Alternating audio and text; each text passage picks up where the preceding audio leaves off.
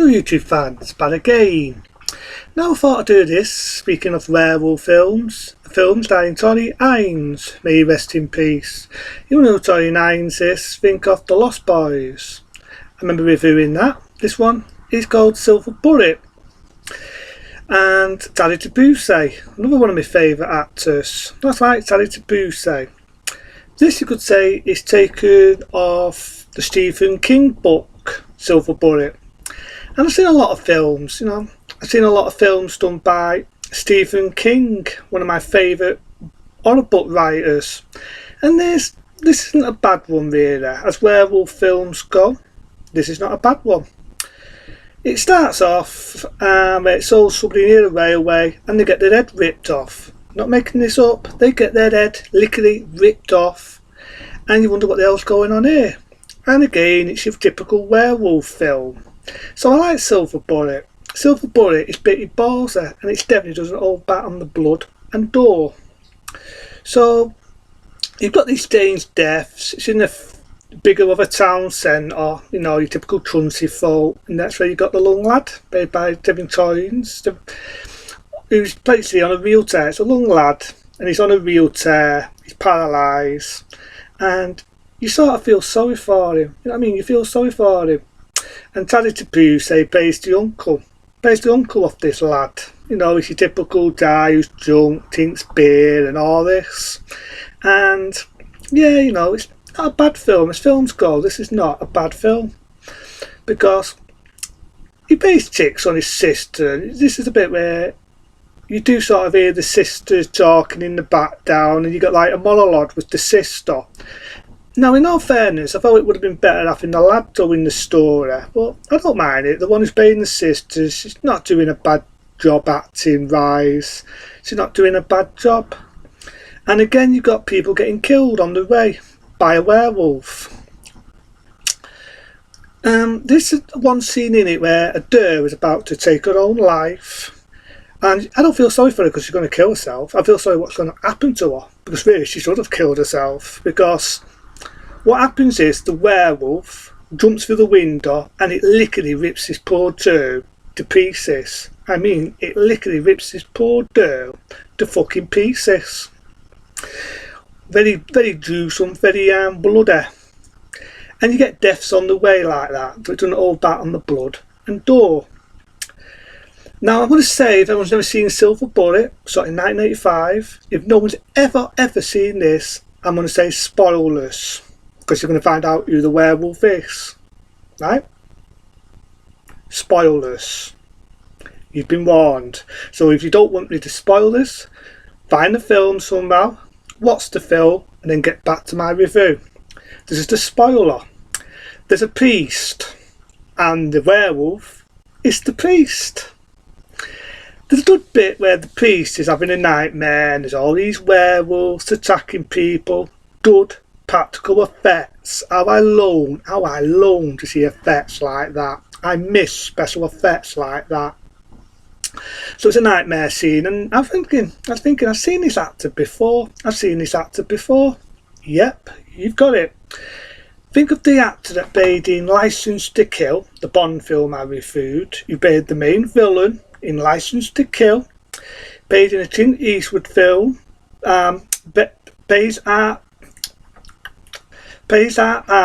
forget the name of the film now, plays Art Bits, starring Clint Eastwood, and think of the one who played the villain in People Under the Stairs, and that would be the same actor who plays in this as the priest, who is also the werewolf.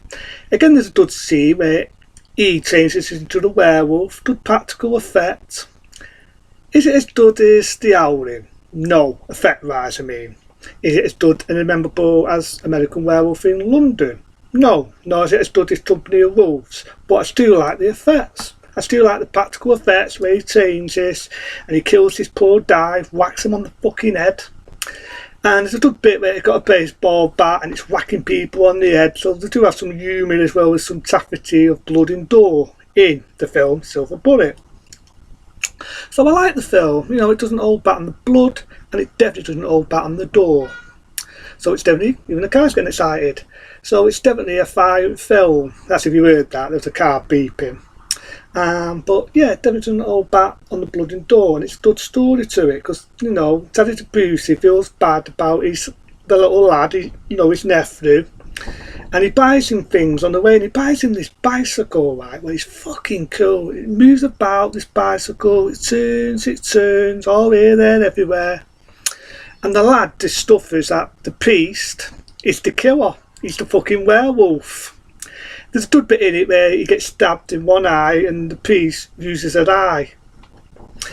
There's another bit where a young lad gets killed, but again, it's done angledly professional. It isn't too much blood and gore. And he's trying to feel sorry for the father. It finds his lad, because he's got an idea the werewolf has got him.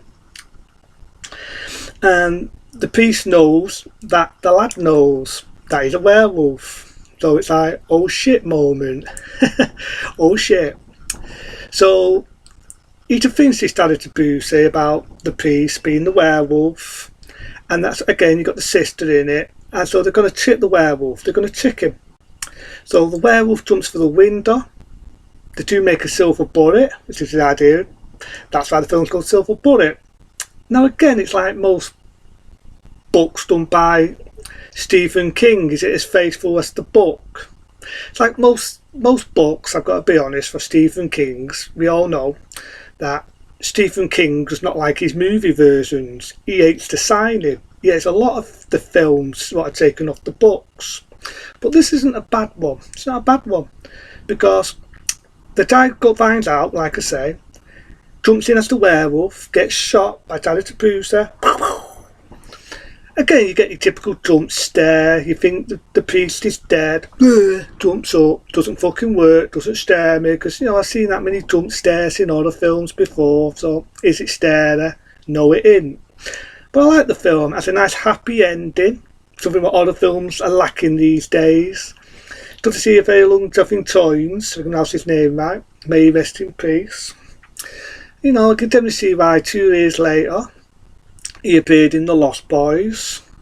I like Daddy Debussy. I do like Daddy Debussy. There's a bit, I've got to be honest, there's a bit in the original Lethal Weapon that you've got to see a lot more Daddy Debussy in it, you know, as the main villain. But I like him in this, because he's a junk, he's a down and out, he's never stopped drinking beer, and it's good to see him befriending this lad, you know, him and his sister, and they killed a werewolf. And again, like I said, without repeating myself, it has a happy ending, something that other films don't have these days. I like the effect of the werewolf. Again, it's the effect where he's changing his studies American Werewolf in London. Is it as memorable as Company of Wolves? Is it as memorable as The Howling? Is it as memorable? No, but I still think it's good. I still think it's got good practical effects. Again, it doesn't hold back on the blood and gore. So what do I do for Silver Bullet, taken from the book by Stephen King? A 20-star rating. I love it. It's a good one. They don't make werewolf films like this anymore.